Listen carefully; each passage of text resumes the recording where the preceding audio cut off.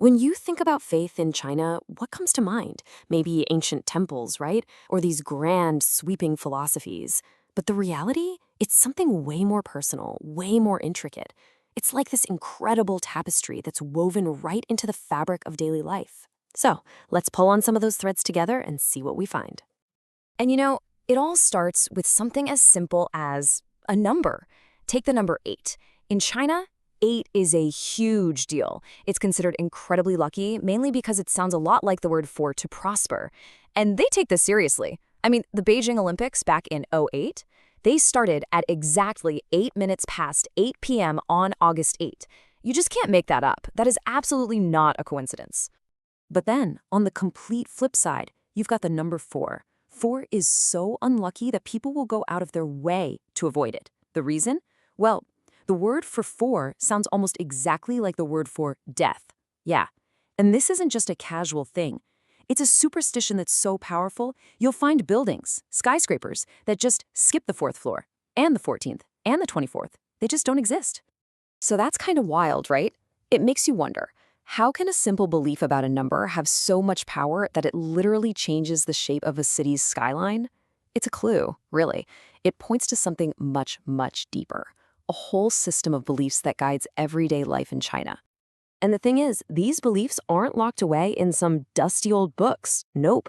They're right out there in the open. You can see these ancient practices shaping the modern world right now.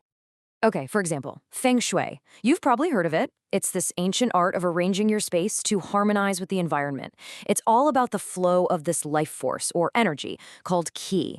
And this is not just for arranging your apartment. I mean, just look at the Hong Kong skyline. Some of those massive corporate skyscrapers, like the famous HSBC building, were designed with a Feng Shui master's input, all to make sure they'd be prosperous and keep bad energy away. And it goes way beyond buildings. It's about navigating life itself.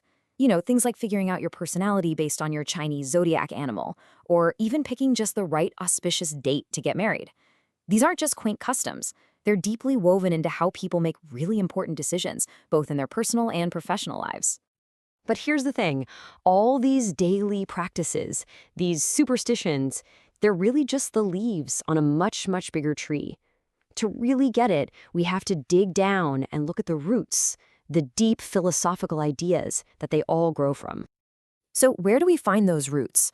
Well, the answer lies in what are famously known as the 3 teachings. That's Confucianism, Daoism, and Buddhism.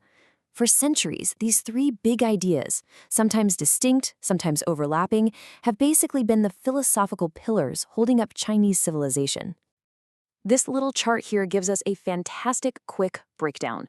You've got Confucianism, which is all about social harmony and order. Then there's Daoism, which focuses on living in sync with nature, the Tao. And finally, Buddhism, which originally came over from India, offering a way to find release from suffering. All right, let's start with Confucianism. A great way to think about it is like the social operating system. It's not really a religion with gods and heavens in the way we might think of it in the West. It's more of a moral code. It's all about duty, respecting your elders, that's huge, and the absolute importance of family. The whole point is to create a society that's stable, harmonious, and works well. Taoism, though, that's a whole different vibe. It's much more personal, more mystical. It's about finding your own place in the natural flow of the universe, that whole balance of yin and yang. And you can see its influence everywhere, from traditional medicine to martial arts. It's about this cool idea called wu wei, or effortless action. Basically, finding strength by not forcing things, by just going with the flow. So here we can see 2 really different styles of worship. On the left, you've got all this bustling energy, clouds of incense. That's a temple that's all about Taoist and local folk traditions. And on the right, you see the calm, serene grandeur of a Buddhist temple. So they look pretty different, right? But here's the crucial part. In real life, for real people, those lines get really blurry. And understanding that blurriness is the key to the whole thing. And that brings us to maybe the most important idea we'll talk about. For the most part, Chinese spirituality isn't about picking one team and sticking with it. It's not about being just a Buddhist or just a Taoist. It's about weaving all these different threads together to create a full, complete life. I mean, look at this. This picture of Shanghai's city temple just says it all. Inside, you'll find statues of Buddhist figures right next to Taoist gods, right next to local city deities. They're all under one roof, and often they're being worshipped by the very same people. It's the perfect picture of this spiritual blending. The technical term is syncretism. And what's so important to get is that in this mindset, there's no contradiction at all. Someone might follow Confucian rules for their work life and their social duties, but then be a total Taoist in their personal time, hiking, meditating, connecting with nature. And then, when they think about what comes next, about the afterlife, they might turn to Buddhist ideas.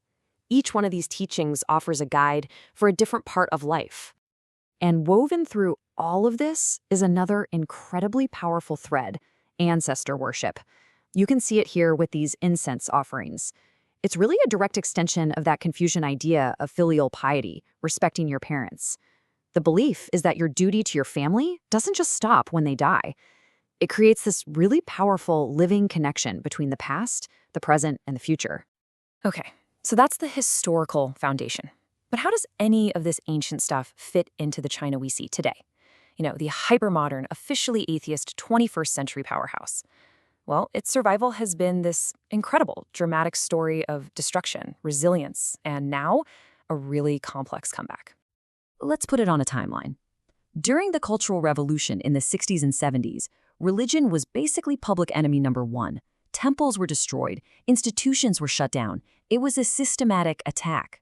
But then, in 1982, the Constitution brought back a degree of religious freedom. And what we're seeing today is fascinating. As China's economy has exploded, it's created what a lot of people call a spiritual vacuum, and millions are now turning back to these traditional faiths to find a sense of meaning. The official government position on all this is, well, it's complicated. On one hand, the state is still really suspicious of any organized group it can't completely control, so there's a lot of monitoring. But on the other hand, it's actually pouring money into restoring old temples and promoting traditional culture. Why? Well, it's great for tourism, and it helps build a sense of national identity. It's a total paradox, right? Control and promotion happening at the same time. But when you strip away all the politics and the history, it really comes down to moments like this one. Just simple, handwritten prayers tied to a tree at a temple for Confucius. It's quiet, it's personal, but it's such a powerful reminder of this universal human need we all have for hope, for meaning, and to feel connected to something bigger than just ourselves. So as China continues to charge into the future, the role of this ancient spiritual tapestry is one of the biggest questions out there. In a world that's so often driven by technology, by algorithms, by pure ambition, you have to wonder, maybe that timeless search for balance, for social order, for compassion, maybe it isn't just an old, interesting idea. Maybe it's actually essential.